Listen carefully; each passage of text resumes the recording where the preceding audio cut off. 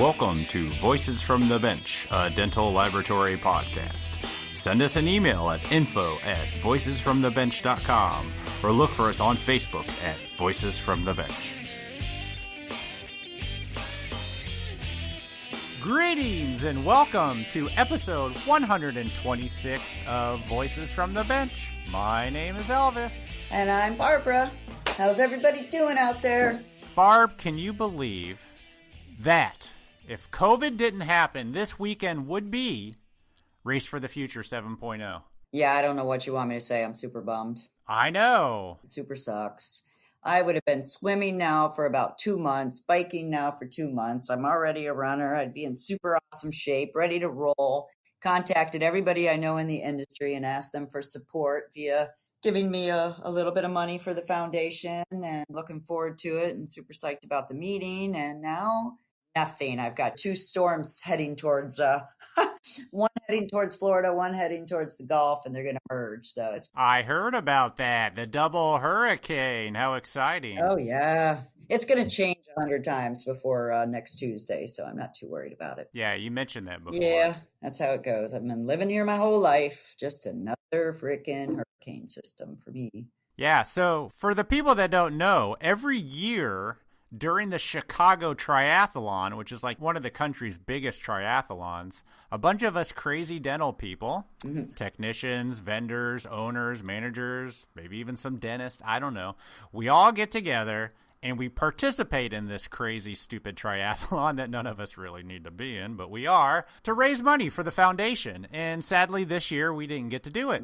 It's also the anniversary, as my wife reminded me, of breaking my collarbone today. Yay! While I was training for the triathlon 2 years ago, I think. So that's lots of exciting. So even though we're not doing the triathlon, Barb and I like to ask, if you can, check out the Foundation of Dental Laboratory Technology, and give what you can. It's a great organization that does a lot with education and just help promote our industry. And even though times are tough, we're not all able to get together for the triathlon, head over to dentallabfoundation.org and see what you can do. Thank you very much for that, Elvis. Yeah, I do not get a cut when I do that, so don't worry. Nothing to do with it. So, but don't worry. Hopefully everything will get cleared up, and we're going to do Race for the Future 7.0 with an asterisk next year in 2021. Yeah, I'll be there. Yeah, you better start training now because you're going to be way out of shape by then. So there are names in our industry that when you hear, you instantly think of cutting edge. BJ Kowalski is one of those names. He owns Roe Dental Lab, a lab that's known for being early in the surgical planing, the implant restorations, and the whole digital workflow. And we catch up with BJ to hear about how he got involved with the business, some interesting things that Roe is doing to streamline production, a really cool concept about getting technicians to do chairside conversions, and really what Roe is working on now to be on the cutting edge of. And we also learn what the BJ means in his name. So join us as we chat with BJ Kowalski from Roe Dental Lab.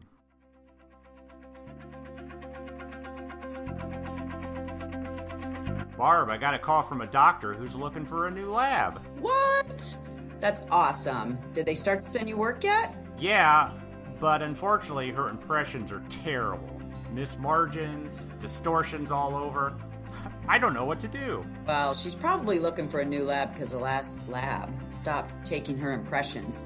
You know, bad dentists, they go from lab to lab to lab. Yeah, that's probably what she's doing. But I just got this account. I don't want to lose it. When I talked to her, I asked what impression material she was using, and it was some brand I've never heard of. Yeah, there's a lot of crappy impressions out there. I don't understand why offices use cheaper materials to save money up front, but in the end, it ends up costing them twice as much, and with all the remakes for us and for them that they end up doing. And, we got to eat the remake costs. Yeah, that's so true. I really wish I could find an impression company I could rely on for help, and the doctors can get the help they need for us to get the records we need. So there you have it. Check out Kettenbach. This German-manufactured impression material is taking the U.S. by storm. Not only do they use top-notch patented technology, but they have a dedicated customer service team that will work with your accounts, which is amazing. Interesting. So do I just call the doctor and tell her to switch? What if she doesn't want to? Well, you know how doctors are. Most of them are pretty open and say, hey, if I can do better, please let me know. So if I was you, I would tell her to call Kettenbach Direct, give her the number of 877-532-2123. They've actually got a $99 starter kit. They will put her in touch with a local rep, and they also have a lot of materials that labs use every day, like the Panacell Lab Putty Hard and Lab Putty Soft. They've got soft reline, they've got bite registration material, and when a lab orders, guys listen up, 25% off your first order. All you have to do is mention the code Dental Lab Podcast 25. Plus, they sell direct, so there are even more savings. Whoa, wait a minute. I've heard about that lab putty. We use it here in our lab. I didn't even realize it was made by Kettenbach. That is amazing lab putty that our technicians love. I'm going to check out kettenbach-dental.us right now and then call my new doctor. So, just hearing Elvis say it's an amazing lab putty, there you go. There's a super awesome recommendation. So, call him. Thanks for your support of the podcast, Kettenbach. Thank you.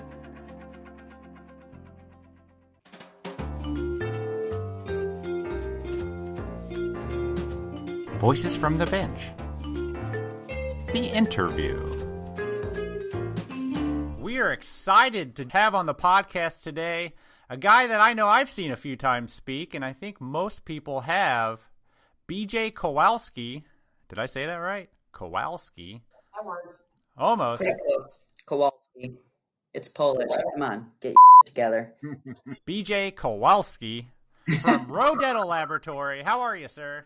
Doing great today, Elvis. How are you? Oh, I'm doing fantastic. We got Barb with us again. How are you, Barb? I'm good to go. Thank you. Awesome. So, BJ, Barb and I don't like to do a lot of background check when we start doing interviews, but I checked out your website and I saw that Roe started in 1926. That's insanely a long time. So give us the story of Roe Dental and how you got involved. Yeah, sure, guys. So, the lab is quite old, making vulcanite dentures and, doing things before there was porcelain and really before there was even crowns. They were, making some different prosthetics. Yeah. There was a lab called Roe Miller. The gentleman's first name was Roe, and he had run the lab until he passed away. He was not married at the time, and he left the lab to his girlfriend at the time, whose name was Rita O'Brien. My dad ran a laboratory in Akron called United Dental Laboratory. That's a friendly competitor. I know Barbara knows RJ very well, DeLappa. Oh, yeah. Oh, yeah. At that time, RJ was in college, I believe. My dad was like 49% owner, and he was in college, and RJ's dad was not present in the business. He was in Florida or somewhere and not really active in the business. So he asked, to get majority interest, and they couldn't come to an agreement. So he decided to leave, and this Roe Miller gentleman had died, and he knew the lab was going down fast. So he went in there and bought the lab from this Rita O'Brien, which proceeded to work for the company for over 50 years before she retired. She's passed away many years ago now, but a lovely Irish woman. That's kind of how the lab started. My dad ran the lab from the downtown location, moved once over the years, bought a couple other laboratories.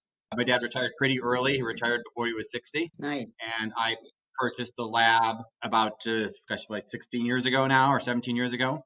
And I took it over at that point. It was kind of supposed to be a gradual transition, but my father was living in Florida a lot most of the time. So you know how that goes. Kind of hard to manage a lab when you're not there. So transition happened a little quicker than probably planned on, but it worked out really well. I mean, we're family business. Got a sister that works here, 2 brother-in-laws. Like many lab people, I have tons of employees that have moms and dads and sisters and cousins, and Sure, yeah. Oh, yeah.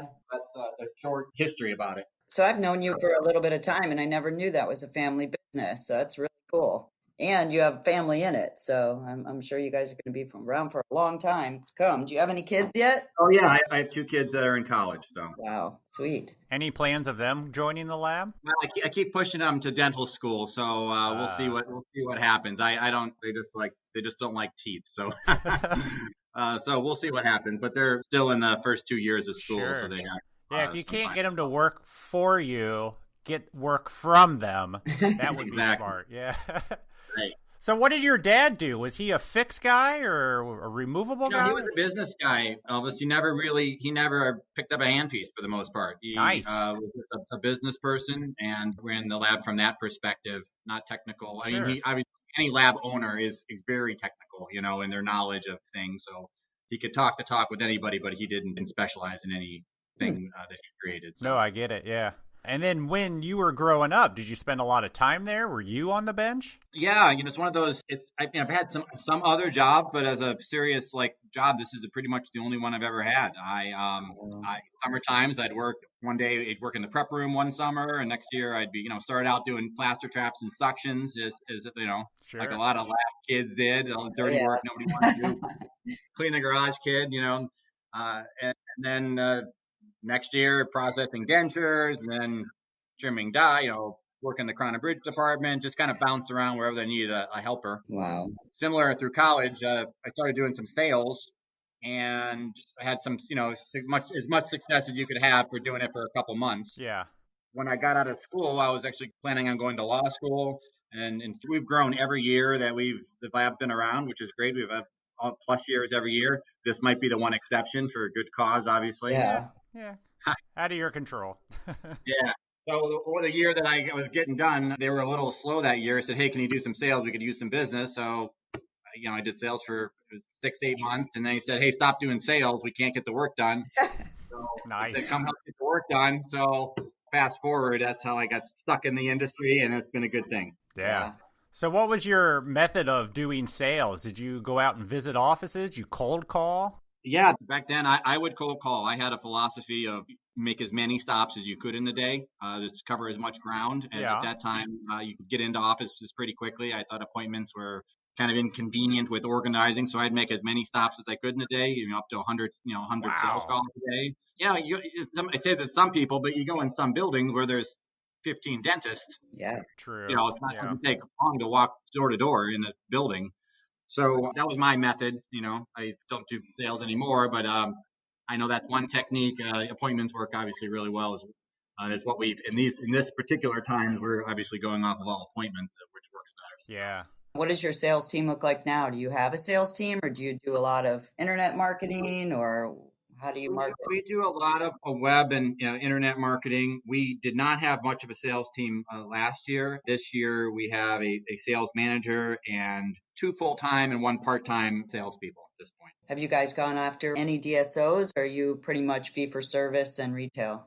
We're pretty much fee for service and retail. Cool. I think we actually getting a large contract with a DSO in the next week, but for some larger casework, so more higher dollar cases we kind of specialize in. So that is not our strength is DSOs. We have some relationships, but like you guys, we haven't gone all in with any kind of organization, and I've been a Yeah. little reticent to do that. So Yeah. Good call. So you guys are 2 locations, right? So you're in Ohio and also New York? yeah, we have a lab in Western New York, and we have a lab outside of Wheeling, West Virginia as well. Oh, so 3 labs. Yeah. Wow. When did that expand? Was that all under you or did your dad do that? The one in Wheeling, West Virginia is just a few people there. That's been around for a long time. Yeah. That's been around for we're in our second manager there, so that's been around for 25 years. Wow. The lab in Western New York is something in the last couple of years. Nice. Do they specialize in those different areas or are they all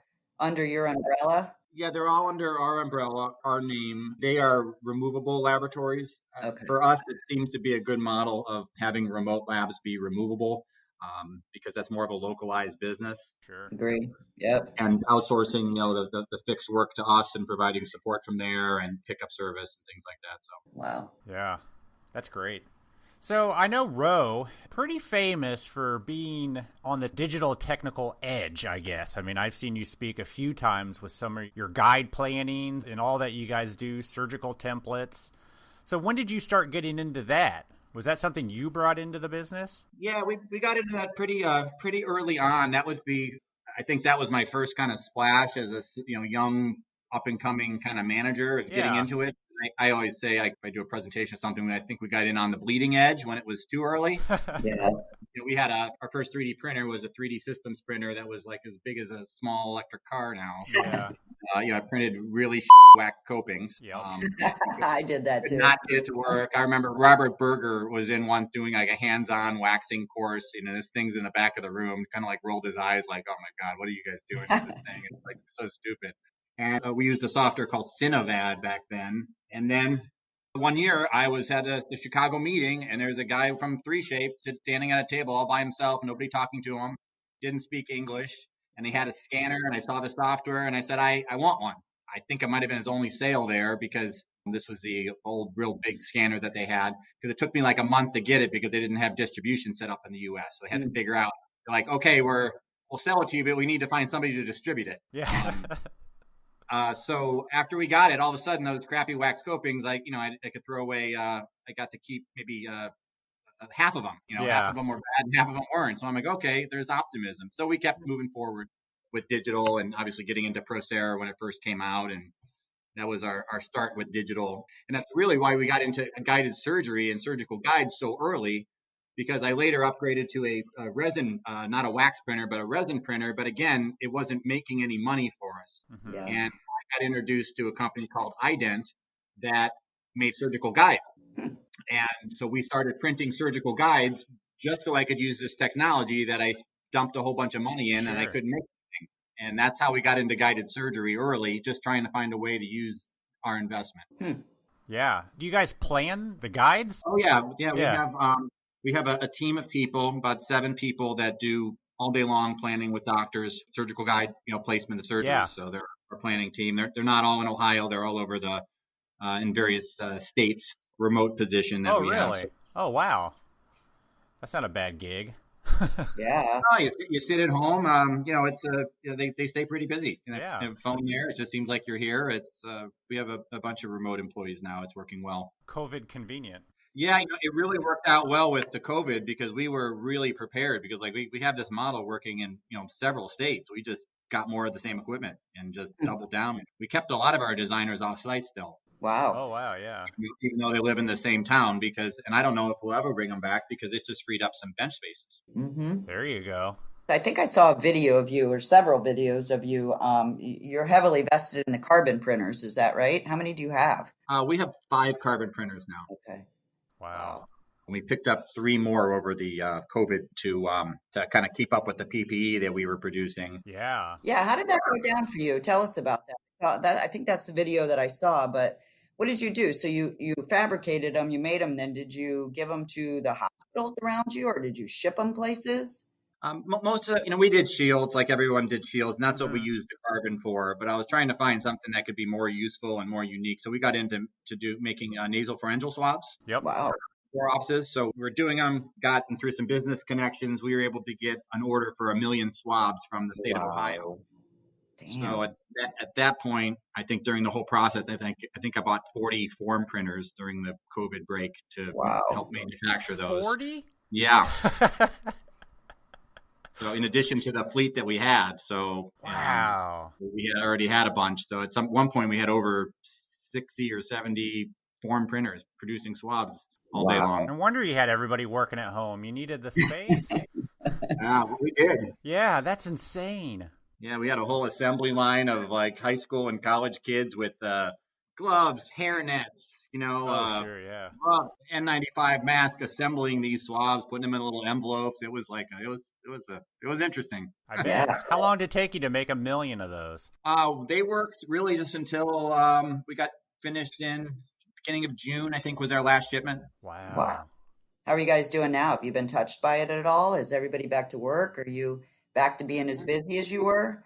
We are back to our previous busyness with the amount of pickups and sales. Yeah. That's once we grew a little bit, but not much. But hey, I was happy to be back. Yeah. What we were. Certainly our orders for the other stuff really helped out during that time because like everybody else, our pickups went down to near nothing. Sure. Yeah. What is a majority of your work? Local or is it nationwide? We do a lot of local work and we love our local clients, but we do about over 50% of our work is out of state. Okay. I would say more national. And there's a couple states we don't work in too much, but we have customers in almost every state. Wow. Yeah, absolutely. That's great. We've been fortunate that we're doing all the precautions with temperature taking and masks and, hand washing. And I'm actually thinking about having a spray system come in and spray the entire building down with a long-term disinfectant. But we've had a couple employees that contracted this, but we were able to, if anyone goes out of town, we really we make them stay home for a couple days to make Yeah. sure things Yeah. that they're healthy, particularly if they're in a high risk area. And the one gal actually came from Florida, Barb. I don't feel too good, and she had been gone for 2 weeks. And so we had her stay home for a couple days, and we obviously made anyone get tested before they come back who had any symptoms. And she had it. It was a young girl, and she was fine. It really didn't have any physical negative effects other than a little under the weather. But she came back to work and is back. But we had a couple people like that, but nobody has kind of gone around our lab. So Yeah. It touched our lab. We actually bought a fumigator like you were just talking about, and we're doing that. We're just nuking the place every night and just trying to keep it clean, and everybody's got masks on, especially in Florida right now. It's funny, you hear about it, but it never really reaches you, and it finally did. So, but everybody that did contract it, same thing. We got them out of the lab, had them tested. They can't come back for 2 weeks. Anybody around anybody, same thing. So I think that's really all you can do.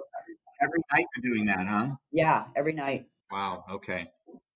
Yeah, we are looking at a product called Micro Shield 360, and they come in hazmat suits and they spray any surfaces. It's like it's a Wow. material that stays on the surface for up to 12 months, and anything it sprays is Hmm. potential to keep long-term disinfect in addition to daily cleaning. So I gotta check that out. Offline, maybe you can email me and let me know what that is. I definitely don't think we're doing that because we're doing it nightly. So cool. yeah, so it's a wet thing that goes on. So I think I'm going to pull the trigger on that Yeah. next week. Sounds cheap.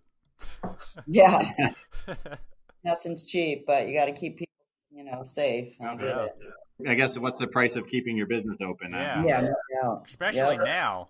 now that the business is there. Yeah, when the doctors when they were closed, you're not losing the opportunity with the doctor to move to somebody else or try another Sure. lab. If you nowadays you might even long term lose those clients. Absolutely.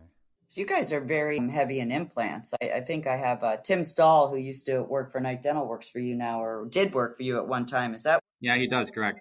still such a small world? Does a great job. That's a big percentage of our work has involved implants, both in crowns and guides and things like that. So that's kind of where we like to play. Yeah, tell me about that system. I don't really have it. Like, I'm thinking where you keep all of your implants in a cabinet and then they scan them in and scan them out, or they just scan them out. I know that that's helped you with your metrics and, just keeping everything contained, but tell us about it. Sure. The system is it's from a company called Cubix, which now they've rebranded it called Zimbus for Zimbus, which is Hmm. they're out of Arizona and then Los Angeles. They have two divisions. I actually went out to their facility. They're a legit company, nice large staff, R&D department. They're making things, and what they do is they make cabinets that mostly control narcotic drugs in veterinary offices, medical offices, drugs that you want to make sure you keep an eye on. Mm-hmm. So it's a cabinet. Oh, it stands maybe 5 foot tall and has maybe 25 drawers in it. You can arrange the drawers on any size you want. But we got connected with them, and I got connected with them with an implant company we were looking at doing some things with and placing implants in doctors' offices on consignment. Nice. And I decided not to go down that route. But in the process, I found this equipment. I said, boy, this would be great for implant parts because in our lab we move well over $1 million in parts a year. Wow. It's a huge expense, and sometimes if you don't bill for one case, that could be thousands of dollars in loss. On the Yeah. flip side, sometimes you bill too much, and then you have bad rapport, with the doctor that you're trying to Yeah. overcharge them, and it was just an honest mistake, and somebody pushed the wrong button on a case. Yeah. So what this does is basically integrates with our software system, which we use Inventrix LabTrack. Sure. Hmm. Once the parts come in, and say we have a box of $10,000 worth of parts, they come in, we put them all in the cabinet. We assign a cost to the parts in LabTrack. LabTrack knows what kind of margin we want, either on a dollar or percentage basis. Hmm. And when we go to take the case, we punch in the numbers, say I want this part. It asks what case we're assigning it to. We pick the case, and it basically opens a drawer Each drawer will have little individual cabinets, like the size of a mouse. And it pops open one little container in the cabinet and says, that's your part. You can take it. So you can't Wow. take 10 of the part. You can only take one of them or two of them. So Sweet. it really controls it. And it's also nice because we're registered with the FDA as an implant manufacturer. So we really do a pretty tight job of maintaining our GMP system. It does an awesome job of keeping track of lot numbers. Yeah, that's what I was going to ask. Yeah, it must associate that lot number with the case. Exactly.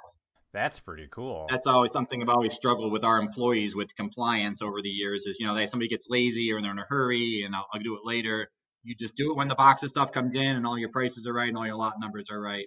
And I kind of feel warm and fuzzy that we're charging the right amount and not losing money. Yeah. Yeah, we looked at that. I think we may be getting that, but I've heard that it's what did you say about it? I think you said it increased your margins, or how did it affect the actual laboratory in terms of revenue and margins? Yeah, sure. We track our implant and attachment parts, on our income statement as a separate entity. And I could see after a period of time in the laboratory that we were, meeting the margin that we wanted to meet, and our revenue was going up in that area. Wow. Anytime you're integrating something new is a pain, but at least with the Inventrix software, I think we got most of the problem solved. We're happy with it. Cool. Yeah, it also prevents when that denture technician drops the locator metal housing, can't find it, so they go back in stock and grab another one. Right. They don't tell anybody. Right. I'm not saying that happens all the time, but I'm sure it happens. And then next thing you know, your inventory's off and you don't have one, and you're... Yeah, 100%. And it can actually assign, when you have a waste like that, they call it waste, you can actually assign it to a technician so you can see what technician is losing screws the most often. Oh, sure. Like, hey, here's a screw, no problem. We treat everyone with respect here so we can give everybody attitude. But at the end of the month, you can go like, listen, you lost 20 screws, everybody else lost one. Obviously, So. We're putting a tarp under you. That's how we're going to handle this. Yeah. So all on fours and those kind of conversions. Are you guys out doing those? Yeah, we are, to support the implant business and the full arch stuff. So we have several employees that basically travel around the country, Wow. doing those surgeries, and it's worked out pretty good for us. It's a challenge with in these times, some of the folks didn't want to get on planes anymore, which I totally respect. So they're working regionally, and we've actually kind of found another solution for them that we're working on, trying to convert all of our all-on-4 stuff to go through a new service that we partnered with. I partnered with somebody on. It's called CHAIR, which stands for Clinical Support in Region. And it's basically like a matchmaking service between denture technicians or technicians in general that want to do those services and doctors that need them, like an Uber or a Match.com. Wow. So you basically in CHAIR with a number of technicians around that this is all they do. They don't have a lab anymore. They just do this. So they could sign up and say, okay, I'm available. They signed up the CHAIR and they signed the contracts. The contracts are pretty stiff because we have to be very rigid about the person that comes in there cannot be advertising their own lab. They can't sell any products. They can't sell any implants or bone grafting. They're there to do a job and that's it. So there's some really defined penalties in there. When I use CHAIR, I don't want somebody in there saying, oh, this is my denture could be better. It's doing a job. Sure, yeah. Paid handsomely for it, probably more than they might even be charging themselves. All the logistics are taken care of. They use a travel service, which makes sure that we can watch to make sure the flights are booked and the hotel's booked. The person's going to be getting on the plane. So everything I think is really worked out pretty ingenious, because I remember I was having a meeting with National Dentex and talking about clinical support, which does the InSequence product, which is similar to Chrome. And they rolled their eyes like, nobody makes money on these clinical support visits. A lot of lab owners are the ones doing the surgery, and they're out of their lab for a whole day. It screws up their next day. They're working the weekend because now they're behind. They couldn't charge enough for that surgery, but they do it because it's a good client and relationships, but they could send somebody else to do the surgery, to represent them in an extremely professional way, not solicit business whatsoever, not even say where they're from, and they get the job done and they can make money on it. Could be a winning situation for everybody. So that's a way. That's what CHAIR does. And how did you find that? He was on Tender. No. Yeah. So it's a new company that's been started. It's based outside of Buffalo. And we kind of refined the idea working with this individual. So Wow. I think it's going to be the way we do all of our clinical support in the future, I think. Wow. So obviously you require those technicians to have previous experience doing conversions, right? Yeah, absolutely. They would be vetted through reviewing and having conversations with past clientele Mm-hmm. based on their, some technicians, like, who they are, people that know them, and you're like, okay, this person they're solid. They know what they're doing. If somebody is not known like that, then, and we don't feel good about the references, one of the chair folks would meet them at a surgery and observe to make sure that they're up to speed and as appropriate. They come in with chair branded scrubs on, and they're representing that brand and their clients. So Yeah. what I'm doing is like one of my guys, say lives in out of state, and I say he lives in Dayton, Ohio. He's not busy all the time, so when he's not busy and I don't have work for him as a lab owner, I can go on to the chair site and basically send him to one of those chair surgeries, be paid for it. So instead of paying him to sit home and do nothing for the week, he can get paid, and the company can get paid to use his services. That's crazy. I love that. Because that was a problem I was having, is I have people sitting at home that I'm not keeping busy enough. I'm having answering phone calls and doing some things, but they had a unique set of skills. And typically these are technicians that are pretty well paid technicians. They're usually experienced and savvy, communicate and work on their feet and, make quick decisions. So they're always more expensive, team members. Oh, yeah. That's for sure. So do you provide the technician with a kit to go in to do the chair side with everything they need? Yeah, that they come with a rolling case. They come with a box. They have to be clear what equipment they're going to use. There's a whole conversation that chair has with the technician about what they use, how they use it, what materials, what they say, how they say, what is the chair side manner. There's different laws in different states that you have to have. We've doing this for so long, and we've learned there's there's some doctors that want you to like do everything, and there's you're not supposed to do in certain states, so you can't. And there's some doctors that want you to stand, dutifully in the corner and wait until you're requested. Yeah. But with our folks, we've always never let a doctor make a mistake. We always figured out a way to handle that discreetly with a pre-conversation before, saying, "Doc, if I see something, how should I handle that? If I have a suggestion that I think is going to be important to the success of the case, we would hand signal or a certain word and pull a doctor out of the room and talk about something." So that's awesome. Love it. But we've done thousands of conversions, over the years. So I think it's rewarding because technicians often don't get to see the patient and the happiness that they get. And I know any technician that does conversions, they get a nice sense of satisfaction when things go well, because you get this patient that was in dental distress, and now they have beautiful teeth that don't come out, and there's often a lot of tears. So that's a nice thing about doing that. Yeah. Sure. Are all the ones you do use the Chrome surgery guide?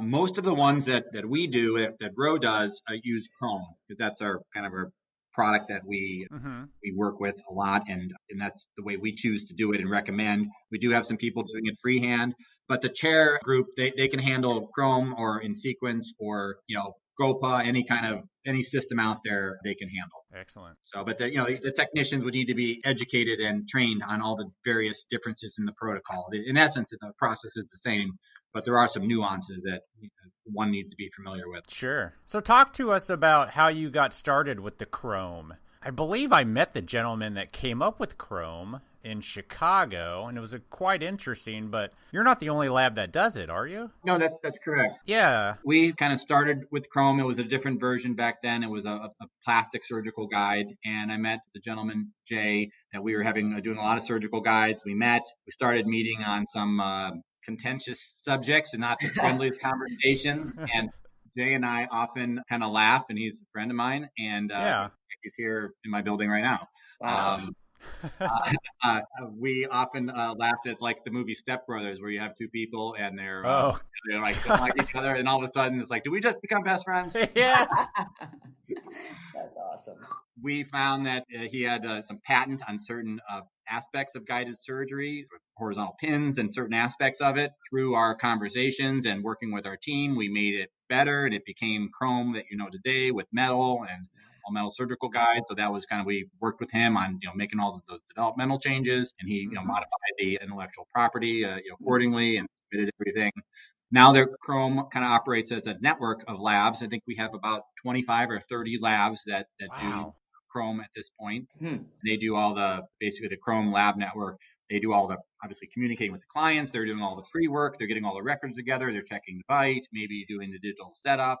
Chrome then creates the digital surgical guide just from digital files and ships back metal parts. And they print all the prosthetics and the non-metal parts in the laboratory and assemble the case and then ship it out. Wow. So, they maintain the relationship. They do the beginning part, and obviously the lab, most of the fee that the laboratory keeps at that point for it because they're doing most of the work. So that's kind of the structure of how Chrome works. Wow. Yeah, for our lab network. So is the denture still converted on a Chrome, or is it already pre-converted? It's pre-converted. The teeth, which is the beauty of Chrome, and we feel like when the patient closes down, the occlusion is almost always correct in the right position. The position of the teeth is in the accurate position. Yeah. Midline and size of length. It's pre-converted with holes that are in Chrome, and basically just drop in the cylinders and pick them up. That's nuts. Most Chrome surgeries, doctors that are comfortable with bone reduction and efficient at it, a couple hours for a single arch is pretty standard at this point. That's it? Wow. It can be longer, it depends on the clinician, but to be a couple hours is not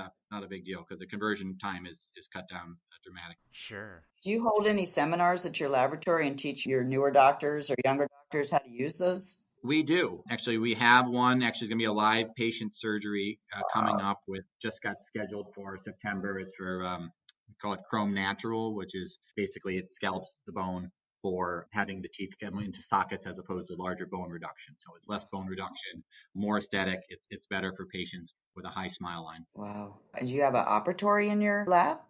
We do. We have 3 operatories and have a dentist that works in our lab. He provides dental care for all our employees and their families, mostly paid for. Small little fee if they get restorations and things like that, but they get their x-rays and cleanings twice a year. And but we've kind of put that on pause during this COVID stuff. Yeah. He's seeing our staff at his office just not to bring in extra people and have that aerosol spray going on here. So we thought it was safer not to continue with that until this situation subsides. That's one heck of a benefit. How long has he been there? Jeez. We've been in this building for a little over 3 years now. We probably got it started about 6 months afterwards. We have a CT scan. We had everything we needed. Yeah. So we just added an extra, the basis, added an extra one more chair just so we could, handle 3 people at a time. That's unbelievable. Yeah, it's really nice. I'm proud. I've always felt bad that I did not provide my staff dental insurance because people would come in here, or new employees, they would be like shocked, like you're a dental lab and you don't provide dental insurance. Yeah. The fact is most of our clients weren't on the list of dental insurance as if we got it. Yeah. So I've always wanted to self-fund that and talked about some ideas over the years, like using a neighborhood dentist. And when we moved to a new building and we put in a cone beam and, x-rays, and I said, this is the time. We're halfway there. Yeah. We found a dentist that had an extra day of a week, and it was working out really good, and we're excited to get back to that. What's his remake numbers? Is he good? Yeah, those cases, I think they're pretty good. Yeah. Pretty good. But it's cool. Somebody's getting like, hey, we're getting a new, new partial material or something. Somebody need a new partial? We'll do it for free instead of half off. We just made the staff pay like half the lab bill, and the rest of the stuff was free. We could try new materials. Like digital splints. We'd be like, hey, let's try. Who needs a splint? Let's go see the dentist.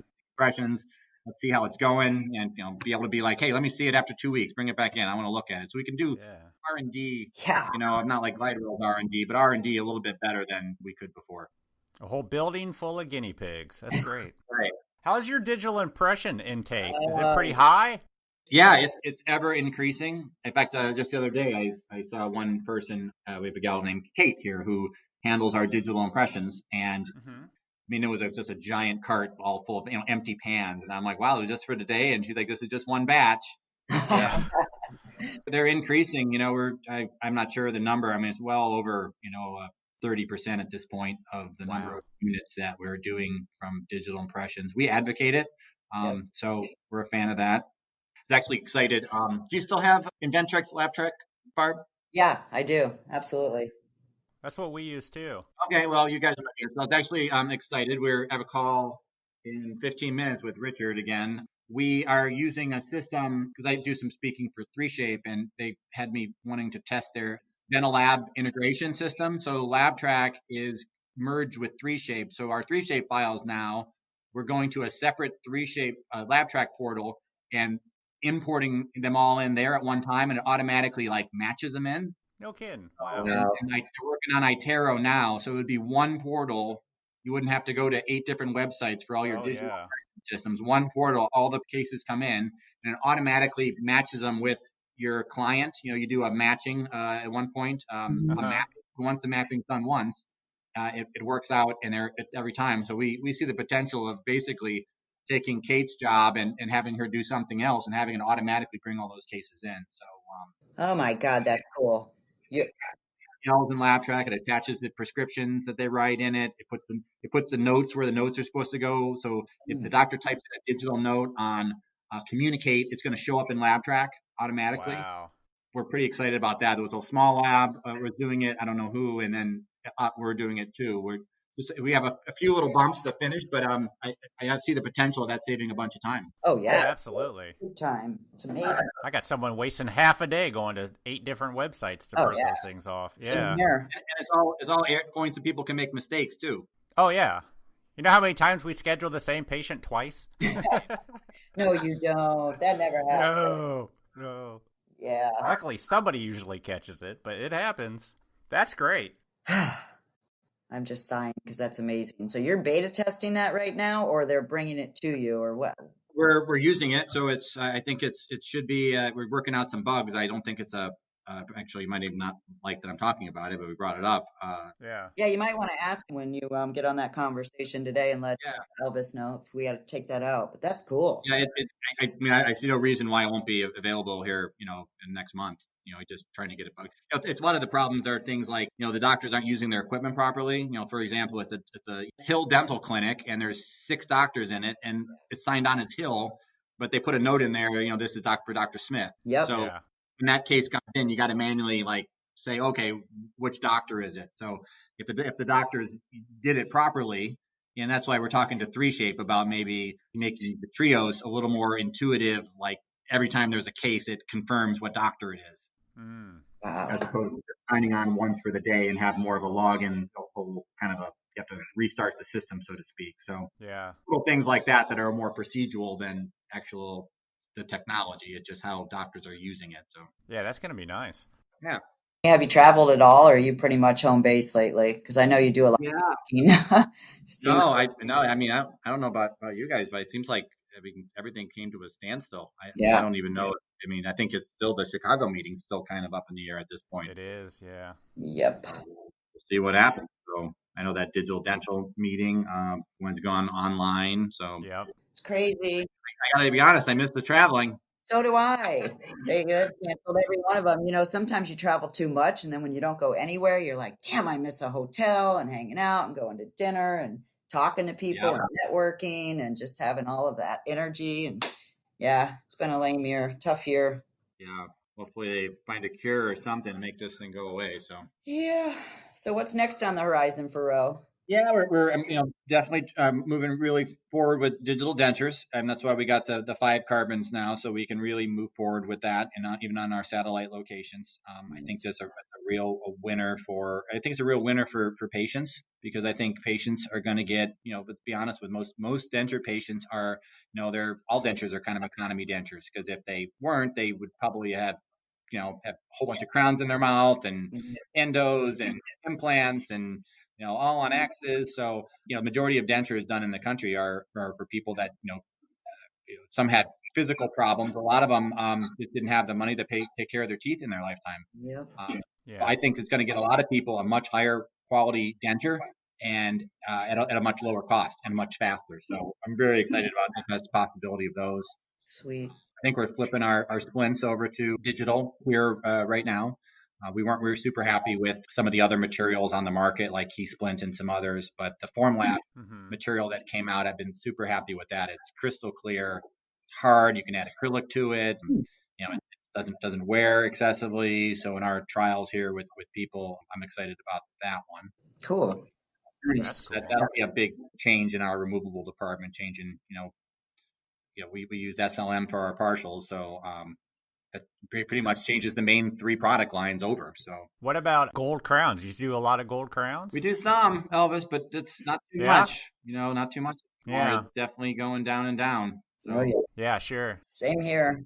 We don't do yeah. very many at all. I mean, if there's so many other options, we were talking to somebody last week about it, and there's still a fair amount in the United States being produced, but not by us. I mean, upper second molar. I mean, I think Yeah. all of us would say, yeah, what's better than that, right? I Yep. mean, it's a Yeah. great crown, but the cost, it's just the cost to get it done. It's an expensive option for most Yep. doctors. So. Sure. What about temporaries? Everyone's talking about the printed temporaries that are out. Are you guys getting into that? Yeah, well, Or have you already done Yeah, it? You're probably going to tell me you did it 10 years yeah, ago. we've been printing all of our temporaries and milling a lot of them, like all the chrome temporaries. We mill them, although the printing can work. I'm a little about Mhm. strength. If somebody's paying $25,000 for an arch of teeth and they don't want their provisional breaking, we've had a long track record of success of milling them and then withstanding the healing period. Yeah. We're playing around with some printing, but we're doing it with some clients to see how things are going. But I'm gonna more expensive temporaries, we're still mill them because I think we definitely get better aesthetics, and I feel that they're stronger. Yeah. But it's Yeah. going to change, pretty quickly. I mean, if you look at the, the carbon material, if you actually look at the MSDS sheets and the instructions between their Trian material, which is white, and the base, it's the same material. It's just a different color. Mhm. So there's no real physical differences. So I'm optimistic that everything will be printed in the near future. Sure. Same here. I mean, that's where it's all going. Yeah. I mean, what's left? The printed zirconia crown, right? Yeah, that's on the horizon, I think. Oh yeah. I imagine you do a fair amount of zirconia. Yep, that's like everybody else. That's their main bread and butter product for that and full arch cases as well. So Yep. Yeah. Which zirconia brand do you guys use? we're currently using the Argent brand. Yep. Yeah. Yeah, Yeah, that's what we use here. It's good stuff. multi-layered translucent stuff. So yeah, we have a good rapport with them. So Yeah. I give them a lot of credit. I mean, you talk about gold crown, it popped into my head when you mentioned that. But talk about pivoting. I mean, they were an Oh, yeah. all in, Sure. and they, and Anton, saw the writing on the wall 10 years ago or whatever, 5 years ago, and started pivoting their business, and they've done a very successful job of using their resources in a different way. And I think that's a good lesson for labs and everybody to learn of how to make sure you stay relevant and don't become the next Xerox type company or Polaroid rather. Yeah. For sure. Well said. Agreed. Absolutely. So I know you were on the CalLab board. So when did you get involved with CalLab? What made you want to get on the board? I've been going to CalLab since I was in high school. I don't think I've missed a meeting 1 year ever. Wow. Probably 30 years I've attended every meeting Wow. I've been to. Certainly when I got out of college, I haven't not missed a CalLab meeting. I've always been there. Wow. One of the ex board members, Daniela Hendrickson, Mm-hmm. friend of mine, and she was in Columbus and said, "Hey, I'm going to be stepping down. Would you be considering, coming in?" And I said, "Yeah, maybe I would. I mean, I'm at the meeting all the time. I'd love to help with the content. I've seen the evolution of it.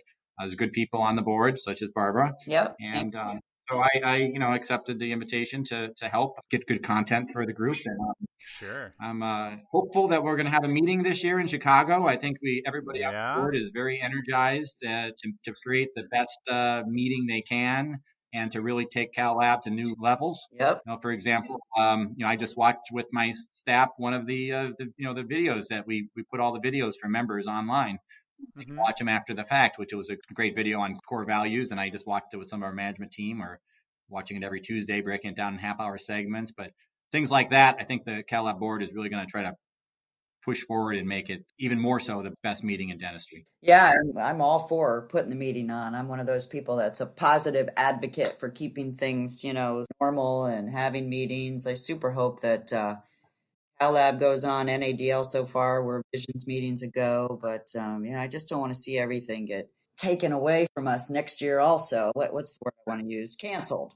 I don't want to see everything get Yeah. canceled again Yeah. next year. So I'm really worried about We have had a rough spell here in dentistry and dental labs, but geez, aren't you glad you aren't in the hotel business or the convention business, or oh my gosh. Yeah, no doubt. Touche. I think we're super grateful. My dad always told me people will always need teeth.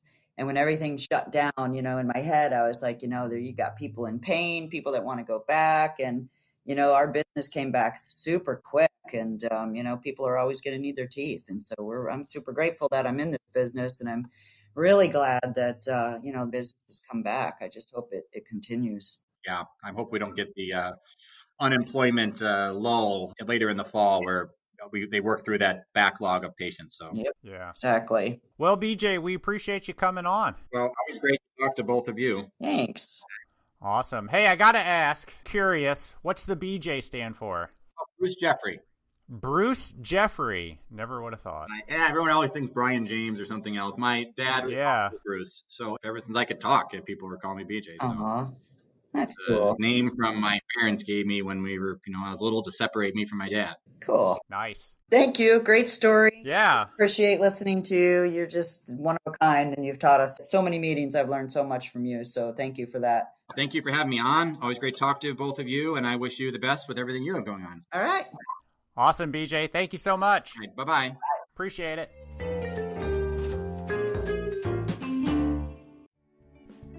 Dental Services Group is proud to support the National Board of Certification in Dental Technology and proudly promote certification for dental technicians throughout their national network of laboratories. The CDT designation sets certified dental technicians apart from others in the field, demonstrating a mastery of knowledge and applied skills in the art of dentistry.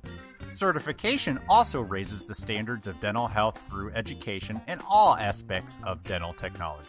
At Dental Services Group, they believe dentistry plays a significant role in the healthcare ecosystem and is committed to providing solutions to benefit the overall health and well-being of the patient.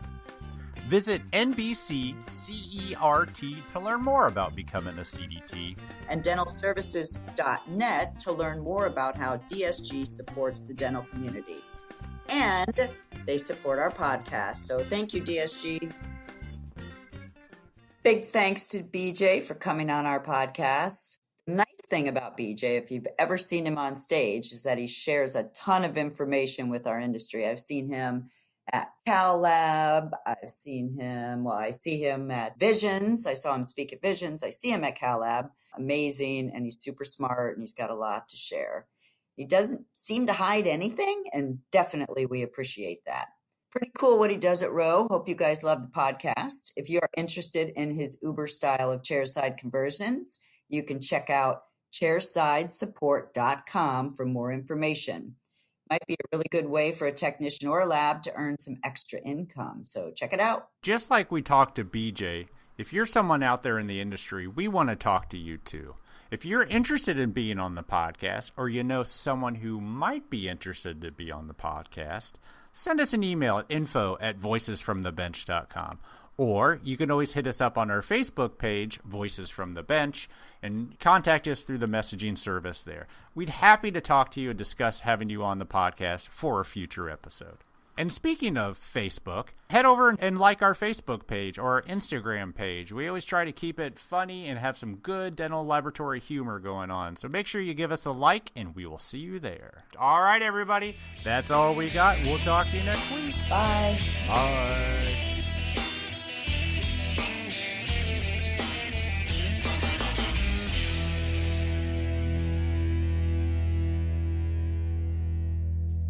That's all we have. Cool beans.